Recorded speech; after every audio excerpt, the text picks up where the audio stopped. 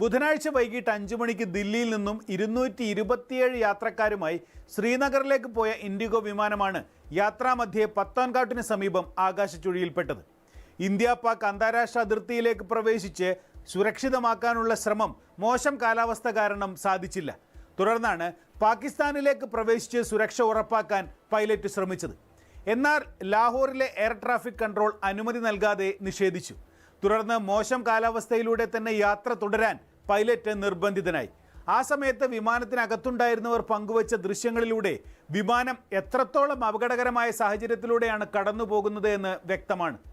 വളരെ പണിപ്പെട്ടാണ് ശ്രീനഗർ വിമാനത്താവളത്തിൽ വിമാനം സുരക്ഷിതമായി ലാൻഡ് ചെയ്തത്. വിമാനത്തിൻ്റെ മുൻഭാഗത്തടക്കം കാര്യമായ കേടുപാടുകളും ഉണ്ടായിട്ടുണ്ട്. നേരത്തെ ഇന്ത്യയിൽ നിന്നും പുറപ്പെട്ട പല വിമാനങ്ങളും അടിയന്തര സാഹചര്യമുണ്ടായപ്പോൾ ലാഹോർ വിമാനത്താവളത്തിൽ ഇറക്കിയിട്ടുണ്ട്. പാകിസ്ഥാൻ്റേത് മര്യാദയില്ലാത്ത നടപടിയാണെന്ന്